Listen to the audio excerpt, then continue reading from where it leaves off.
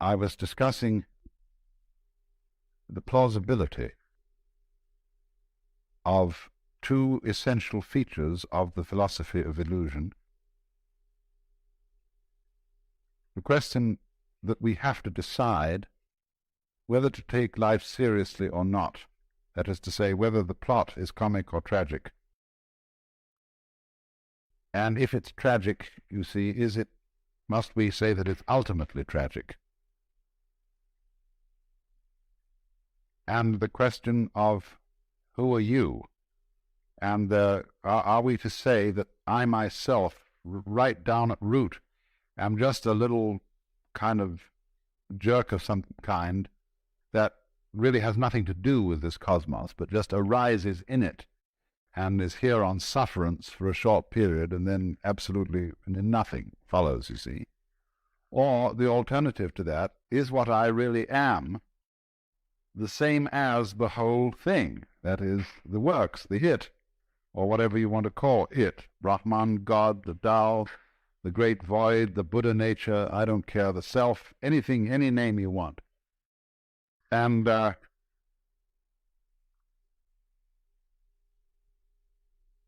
whereas that attitude, you can look at it from various points of view in judging it. You can say it's wishful thinking. You can say that it's insufferable pride. But the point of the matter is, as I tried to show, any other way of looking at things is kind of schizoid. It looks at human beings as if they arrived in this world like a bunch of birds on the branches of a barren tree. They just got settled there, you know, they don't belong. The sense of being strangers and pilgrims from another domain altogether. Well, where is this other domain? And how does it relate to this one? Are they separate? I showed you that even when we say that two domains are the poles apart, the very fact that they're poles shows that they have a hidden connection. And the hidden connection is the big thing in life. All you junkies know that.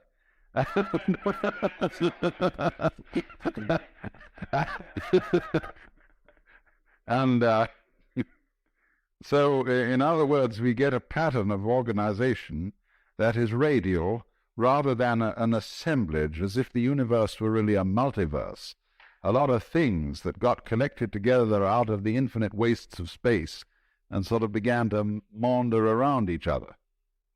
Whereas the other pattern, which is so much more sensible, is central and radial, and I showed you how the crystals and the stars and the octopuses and even the human beings are all radial structures. Of course, we don't see our radial relationship to the totality of the universe because it isn't obvious. It's obvious that a tree is an arm of the earth reaching up and waving at the sky, and a mountain is another kind of radiation from the earth, and so is a leg from a body, and hair, and things like that.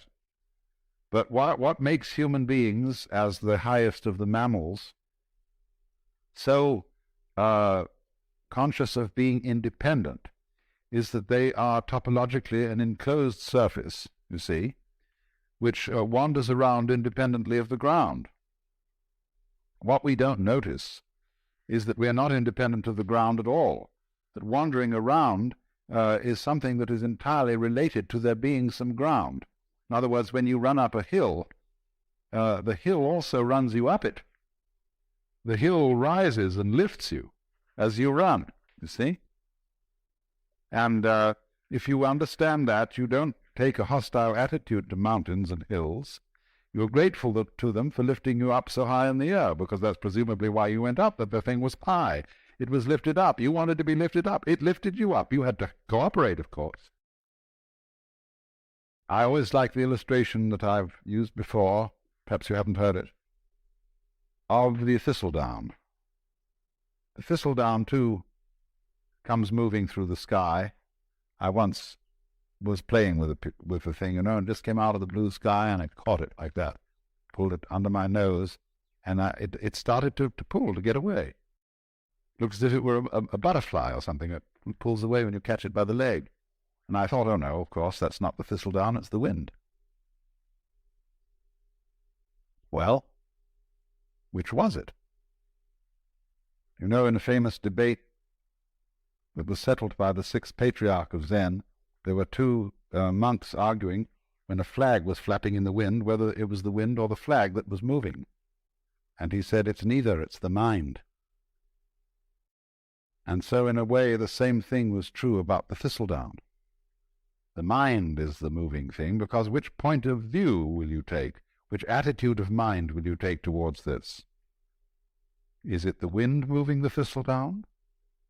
Or is it the thistledown that is moving itself with the wind? After all, when you see a sailing boat, and there's a man in the sailing boat, who is moving the boat? Is it the wind moving the boat?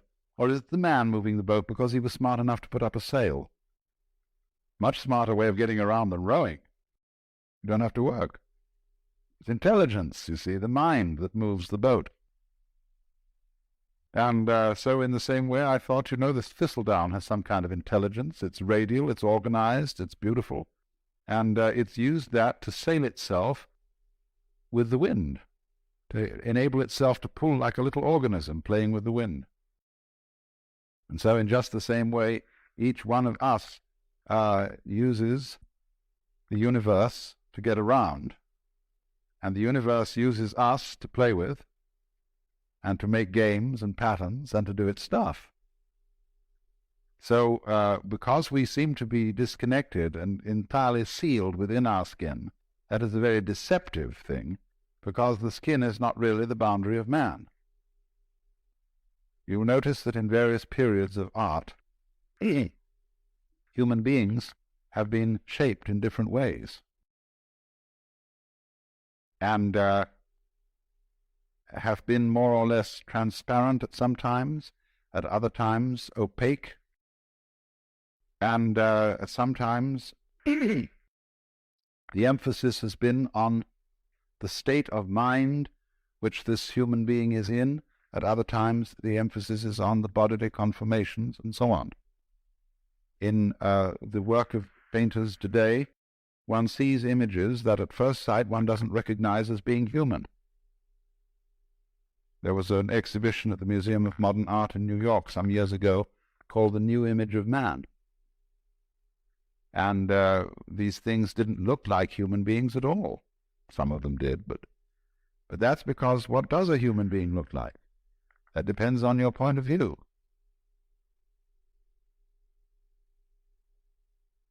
You see, if you are prejudiced that a human being is only what is inside his skin, then you think that when anybody paints the human being beyond those boundaries, that he's lost the image of man. He hasn't necessarily lost it at all. You see, there's an old feeling that the shape of the universe is the shape of man. I don't know if you've ever heard that said. That man is the microcosm, and that the universe as a whole is the macrocosm. Now, as you plumb out into the universe and explore it astronomically, it gets very strange. You begin to see things in the depths that at first sight seem utterly remote. How could they have anything to do with us? They are so far off and so unlikely. And in the same way, when you start probing into the inner workings of the human body, you come across all kinds of funny little monsters and wiggly things that bear no resemblance to what we recognize as the human image. Look at a spermatozoon under a microscope, that little tadpole. And how can that have any connection with a grown human being? It's so unlike, you see. It's foreign feeling. And you get the creeps sometimes, the foreign feeling about yourself, if you feel your own pulse. Or if you're able to look at an X-ray in some way of your inner organs working. See, they're all strangers to us. We don't know about them. And they give us the creeps, as if they were, coming across some weird insects in the dark. And that sort of feeling. But what we will always find out in the end, when we meet the very strange thing, and we look into the distant reaches of space, there will one day be the dawning recognition, that's me. Why, that's me. And the whole game of the universe, you see, is to appear as strange to itself as it possibly can. That's how one keeps variety going. That's how one keeps wonder going, and all kinds of exciting development. How different can you get? In the beginning, the Lord said, get lost, to himself, you see. So we shall find, for example, that space that you see all around you and containing you.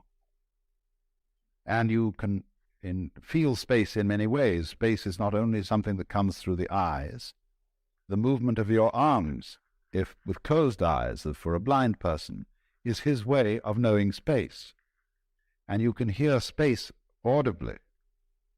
Lots of sounds appear to be in restricted spaces or ample spaces. And silence that goes with sound corresponds to space. And even St. Thomas Aquinas, that old Catholic theologian, said that good derives its virtue from evil, just as it is the silent pause that gives sweetness to the chant. So, but space, you see, that seems to contain, space is one's mind. This was common sense to people living in the early Renaissance, for example, at the time of Dante. There are many references in Dante's poetry to the identity of mind and space. And likewise in a 8th century text in China, the Sutra of the Sixth Patriarch, he likens the nature of mind to the nature of space. He says, just as space contains all the sun and the moon and the stars and the people and the mountains and the forests, so the nature of mind, the nature of consciousness, the nature of oneself contains all these things. So you see that if you think that way, you have an image of man that is global, that is very different from the image in which man is defined as bounded by his skin. That's a prejudice. We think now, for example, I have my own private thoughts. Well, nobody has private thoughts, because one thinks in images and words, and these words and images are derived from the whole thought structure of the society in which you live. We think thoughts. The domain of mind is very similar to the grid structure of an electric power supply system. You know, what happens is there's a network of power stations and transformers so arranged that if one of them gives out and fails to supply a certain area, immediately the grid connects them with other sources of power. Well, in rather a similar way, our minds are connected. Let's take one very obvious example of it. What Northrop Frye calls the order of words. The order of words is all existing literature, both rhetoric, what is spoken, of course, and what is written down. Now, it's his theory that as a scholar of literature and the history of literature, he can take any piece of writing of a reasonable length and tell you when it was written, because everything that is written and said is inescapably related to the whole order of words.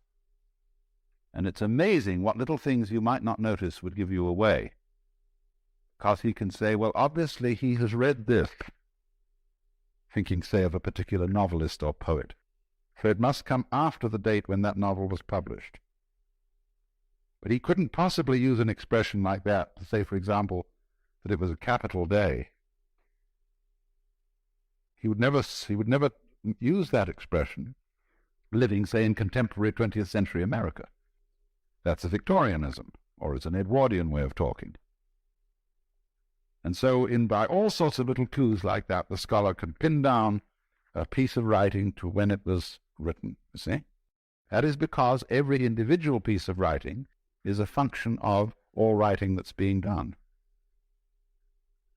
Well, now that's a very specific and almost crude illustration of something that's going on in a far more complicated way than that. It isn't only all writing, all thinking is being done in relation to the total order of thought. And in a still more subtle way, all living is being done in relation to the total order of life, to what de Chardin calls the biosphere, and it goes way beyond that, because of the vast interplay of what we now call gravitational and electrical fields, which embrace everything that there is. That is why the ancients, when a person was born, cast his horoscope. That was a map of the universe at the time of that person's birth, and therefore it was a drawing of his soul, because the soul is not inside the body. The body is inside the soul. The soul, your soul, is the whole universe as it is focused upon your organism. Now, of course, astrology is a very primitive science, and it interpreted the influence of the universe upon the individual in very crude ways, and it works mostly by good guesswork on the part of the astrologer. If you know how to tell fortunes at a fair, you will find out a great deal about how all these predictive psychic sciences work, because the client invariably gives himself away, either by his anxiety to be told the truth or by his anxiety to conceal it. They work equally well. But there is, you see, underneath the astrological notion, a sound idea that the true map of the soul is the picture of the universe surrounding the individual. It isn't necessarily your soul is not the picture of the universe just at the moment when you were born, you see. It goes along all the time you live, because the whole thing expresses itself through you. And therefore, in that sense, the map of the stars, the horoscope, etc., was an image of man in just the same way as we regard a picture of the human body as an image of man. And it's an image from a different point of view. It's a bigger image. It shows, in other words, that your mind is very largely outside your body. After all, it's inside too. It's simultaneous. You see, I cannot think, I can't have a mind without seeing, feeling, and relating to other people, without all the social institutions, not only language, but the laws, the customs, the gestures, the rituals by which we relate to each other. All those things compose the mind. For the mind is a huge network of relationships and interconnections at a high level of sensitivity. Mind and matter are, of course, polar. They go together. They're two ways of thinking about the same thing, or shall we say two dimensions of the same thing, just like length and breadth, or just, shall we say, like shape and color. You see, nobody ever saw a shape that wasn't colored. Nobody ever saw a color that wasn't shaped. And yet we can see there's a very clear difference between color and shape. But they always go together. They're always found together. Well, it's the same sort of relationship between mind and matter. And the difficulty that people have in trying to reduce one to the other and saying, well, the world is only material, or saying, on the other hand, that it's only mental, is the same difference you would have in trying to reduce all shapes to colors or all colors to shapes. Shape and color are made for each other, like a marriage made in heaven. They go together so perfectly, and yet stay so marvelously different. That's why the Buddhists say, difference is identity. Identity is difference. It sounds goofy, but it makes a great deal of sense, because what it's saying is a relational thing, that you don't know what identity is unless you know what difference is, and you don't know what difference is unless you know what identity is. That relationship between so-called opposites is called in the Chinese technical Taoist vocabulary mutual arising. So they say to be and not to be arise mutually. High and low are mutually posited. Long and short are mutually delineated, and so on.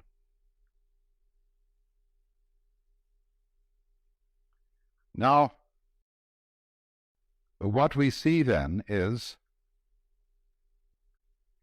the totality of the cosmos focused at each point, you see, gives rise to the illusion of the independence of the point from the whole. Just as the human being, by virtue of having an enclosed epidermis, and to be able to walk instead of having to be rooted to the ground, presents the illusion of being separate. And so that's why I asked Vada to do these demonstrations last night, because he showed visually the interdependence of the figure and the background, and how the two play together, how you can switch from paying attention to one to paying attention to the other, and in each case it's significant.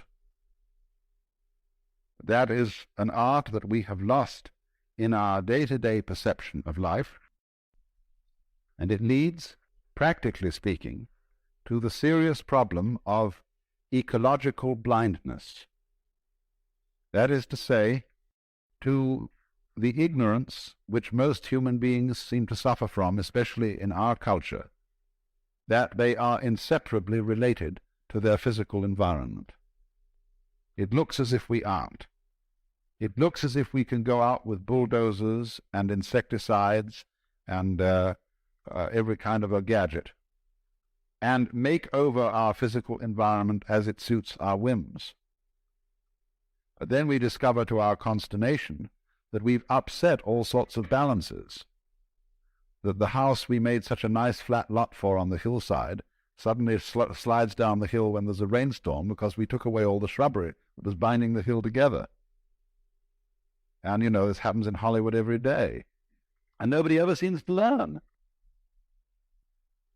And that's, you see, this immense importance of overcoming the illusion of separateness. But people are afraid of that because they think it's communistic. They think that the grand style, the great thing about Western civilization, is its stress on individual personality and its value. And that we have created the ideal of personal integrity. That is to say that the most important thing in the world is the individual. All collectivities, corporations, states, and so on, exist as servants of the individual. And if they get in his way and they interfere with his private enterprise, whatever that may be, it's a bad thing. Man, the individual, is the crown of creation from this point of view. And therefore, when anybody suggests that individual man is not what you thought was an individual, but is in some way united with, grounded in the totality, then if you're this kind of rugged individualist, you mix up your vocabulary and you call the totality the collective. Now, the collective and the totality are two completely different things. The idea of collectivism is based on individualism. It's the idea that the society of mankind and the physical environment beyond it is a collection with nothing of the kind. That's the idea of cosmic flotsam and jetsam that all floated together into a collection. And that's the obverse of individualism. You know, American individualism is the same philosophy as Marxist collectivism, seen from the other side, because they're both based on the same erroneous sensation of individuality. Now, what people don't understand is that a complex and interesting personality is not a matter of being isolated. It's a matter of being deeply connected with and aware of one's relationship to the whole surrounding cosmos. Let's suppose that I'm preparing to make a date with some lady, and she's such an individualist that her thoughts are only occupied with herself. She never thinks about anything that isn't herself. Well, she's an awful bore. She has nothing to say. She's not interested in any books, in any landscapes, in any works of art, in any literature, in any other people. She's a total bore. But the more, on the other hand, she would be interested in all those things that are supposed to be not herself, the more of a colorful personality she becomes. So the rule is to get away, you see, from these ideas of the individual as finding his individuality and uniqueness through independence, but rather finding his individuality and uniqueness through being related. Because, you see, that's what makes us look at the word relation from another point of view when we talk about our friends and relations. Supposing I come across some individual who I can't make out what kind of a thing he is. I can't make out where he came from. His accent isn't American, it isn't British. It isn't particularly Middle Western. It certainly doesn't have the overtones of New York or New England. He just talks flat. And as to his style of clothing, it's utterly nondescript. Well, I think this is pretty much of a bore. What I like to see in an individuality, in a physical individual, is ways that I can relate him to his ancestry. That he has this little subtle accent, or this mannerism, or this eccentricity, or whatever it is that connects him with a great background, you see? But it's his connection with his background that makes him so significant. If I can't see that connection, he becomes uninteresting. So there is no thought in this approach to devalue the individual. What really does devalue the individual is any kind of religious or political philosophy that overstresses his isolation. And this is something that Californians in particular need to take note of. And because many people feel, you see, that the development of technology and of centralized government is a direct threat to the value of personality. Well, in some ways it is, but that is only because technology is being developed by personalities who don't understand what personality is. They're working on the old individualist collectivist point of view. They're the same. So then, you see, this is then the illusion created that the individual is operating all by himself, that actions and thoughts and deeds proceed solely from inside his skin, so that we can say, there's where it started. You see? Well, that's the game of praising and blaming, the game of who started it, Who can we give candy to? Who can we bang on the head? In other words, somebody has to be it, as in The Farmer in the Dell, and finally you get the end, the cheese stands alone, the cheese stands alone. Hi-ho the derriere, the cheese stands alone. Well, why? Who started it? The group. Well, another fear about this is that it absolves people of responsibility if they see through the illusion of separateness.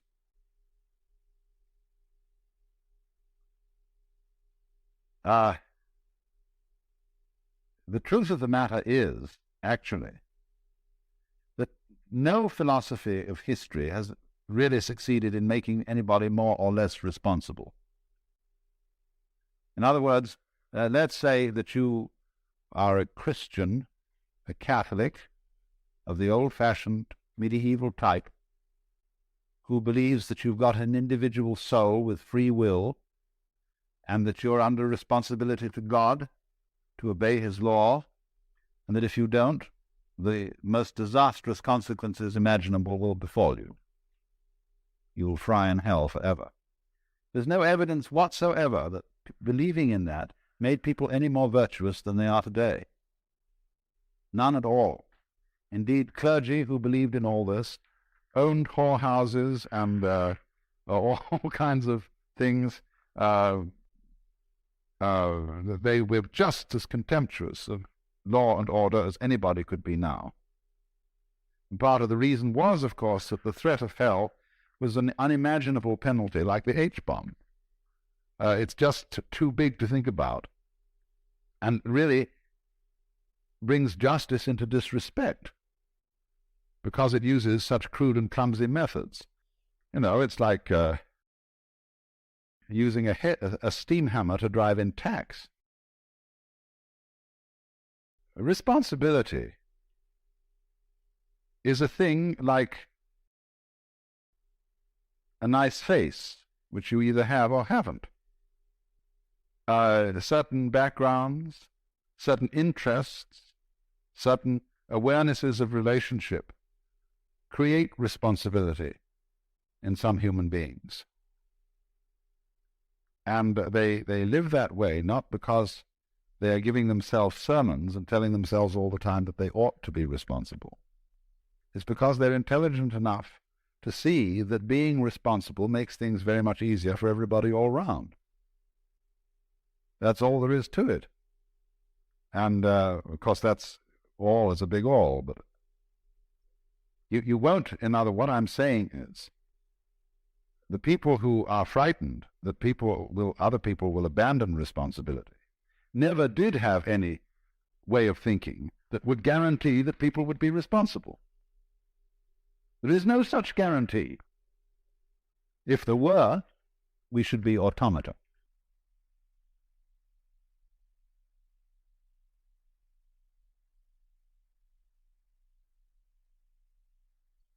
Now, I want to switch to another aspect of illusion. The quickness of the hand deceives the eye. And that is, of course, the great illusion of what we call matter. Density, impenetrability, opacity. I find it hard to talk about the illusion of matter because I'm a materialist. That is to say, I like material. And though I may seem to you to be quite self-contradictory. For example, a wine should have body.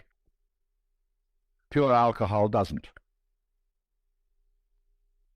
And it's terribly important in human character for there to be a blend of materialism and mysticism, between sensuality and spirituality. You see, people who are purely sensuous and materialistic get very boring. You can fill your lives with all good things, with Alfa Romeos and hi-fis and wonderful cameras and girls with beautiful bodies and Chris Crafts and dry martinis and Chanel No. 5, And after a while, if that's all you've got, it gets sickening and the bottoms begin to feel like plastic and the martinis taste like medicine. And somehow, you get a distaste for life, and even for mountains and trees and waters. And then on the other hand, the purely spiritual approach to things is too rarefied, too earnest, too abstract, too purely Euclidean. And the people who are intensely spiritual and don't have any sensuality are always desperately serious, colorless, lacking in humor, and never are able to meet one as man to man with a kind of a friendly leer in the eye. They live at a level of frantic intensity. I see these two extremes need each other. I would say spirituality needs a beer and a loud burp, and sensuality needs a rough blanket and a hard bed and a cold night with the stars, to wonder about. The sensualist as such, the materialist as such, has no wonder, and the mystic, the pure mystic, has no body. He's pure alcohol.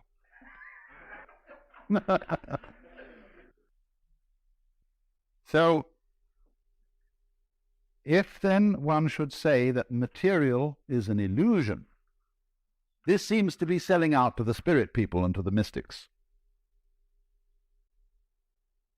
And so Christian scientists are, generally speaking, as personalities, totally lacking in materialism. And they're prissy and lacking in color, and their churches are very, very disagreeable. They're all reading desks, and they're too bookish, and they have no ritual, no ceremonies, no verve, you see? It's all cerebral. And likewise, when people get the wrong idea about Hinduism or Buddhism, they go into this same ultra-mysticism. They start disbelieving in all material pleasures as crutches, and it's very bad to have crutches, you see. You shouldn't take aspirin when you've got a headache. You shouldn't wear glasses. You shouldn't show dependence on anything. You mustn't like your food too much, because that's becoming gluttonous. So you eat very plain food, which is not spiced, and you eat it out of a sense of duty. That is to keep the body functioning. You drink only water because other drinks might cause certain dependencies and give you too much pleasure. And because the idea is, you see, you've got to control your mind and keep it absolutely calm and still so that you are not dependent on matter. And that's altogether the wrong approach because, it is a game you can play. It is one of these possible things. You can play the Jehovah's Witness game. You can play the three-seed in the Spirit Baptist game.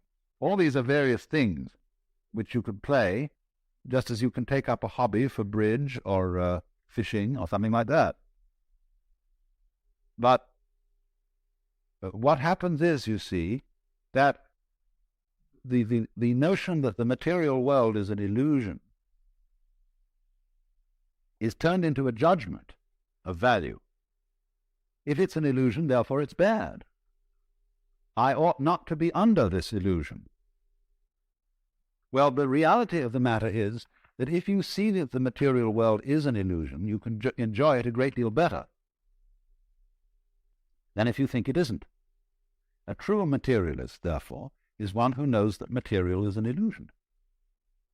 Then he's not afraid of it.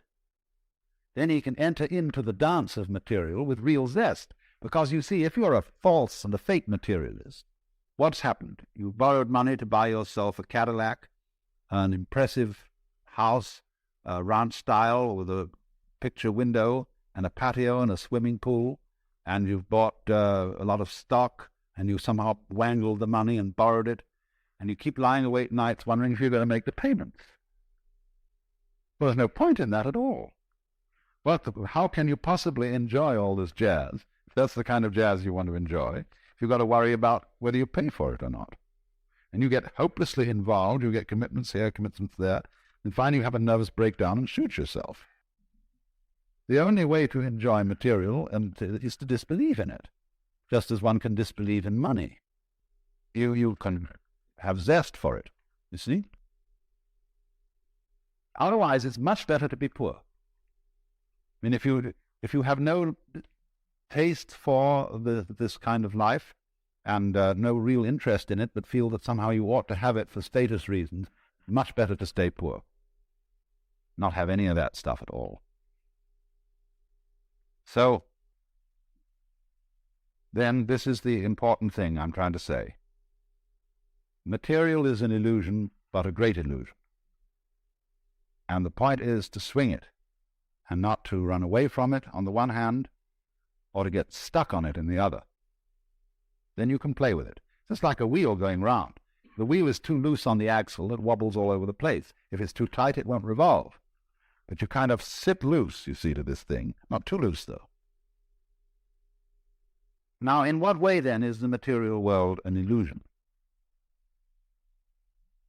Well, we know a lot about this now from our physics. And we know that what we call solidity is force, contained force. The agitation of particles or wavicles or whatever they are at such an immense speed that they become impenetrable to other agitations. So that when I put my foot on the floor, the reason it doesn't go through the floor is that the floor is coming into existence and going out of existence so rapidly that there is no interval through which my foot can penetrate. Like an airplane propeller, you can't put your head through it without getting it chopped off. Only that if it were going far faster still, it wouldn't even cut your head off. It would just be like banging your head against a brick wall. And it has to be going fast, too, within an extraordinarily small and restricted space. The airplane propeller is whizzing around through a considerable space in relation to the size of a head. But if it were going much faster, but through much smaller spaces, you see, then it would be like banging your head against a brick wall. So what we've got in our so-called physical objective world is a behavior of energy where matter arises from it through its behavior in restricted spaces.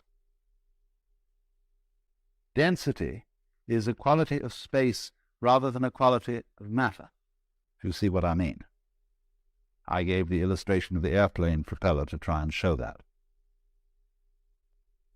So that all this is an electronic, diaphanous world, very similar to other creations of electronic patterns, the dance of forms on the TV screen, the rainbow, the aurora borealis. It's all fundamentally like that. Only we are of the same kind of jazz, you see. Our bodies are this dance too, and therefore the physical world feels real to us. In other words, it feels solid because we are something of the same kind. If we were on a different wavelength, we'd walk right through it, in the same way as radio waves come right through the house.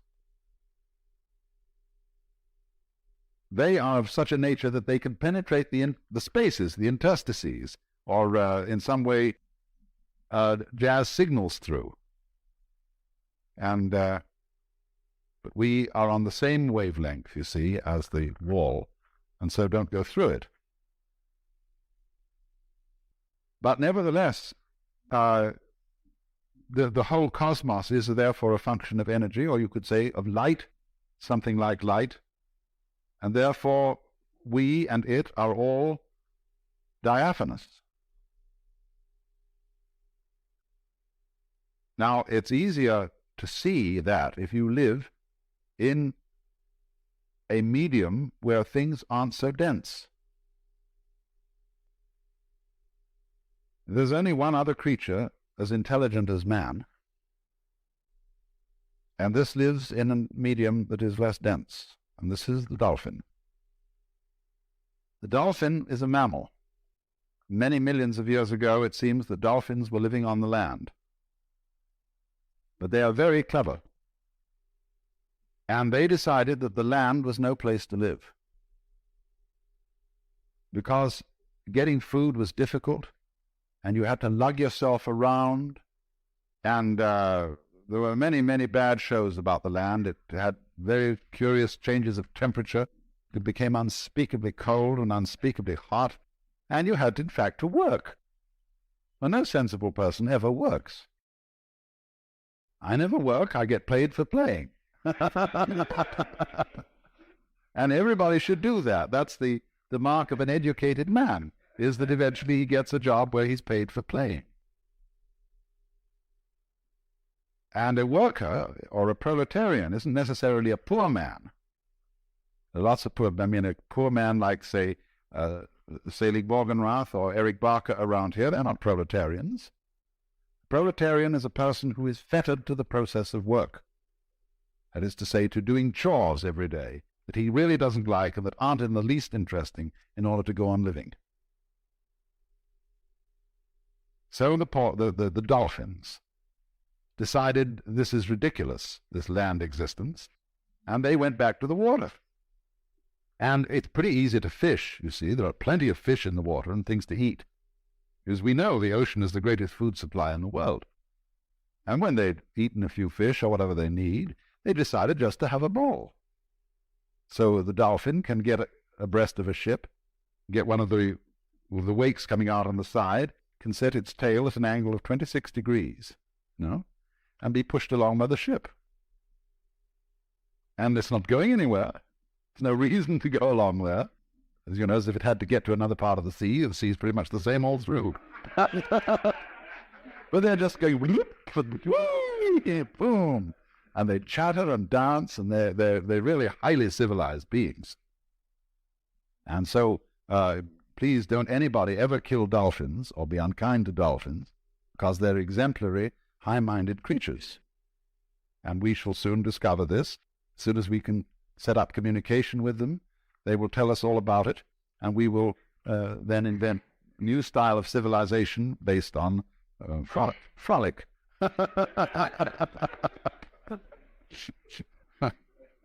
But you see, they dance in the mode of water. Now, human beings, as Toynbee has pointed out, as their civilization progresses, they begin to lose their roots. And they are less and less tied to the land. They go into the air.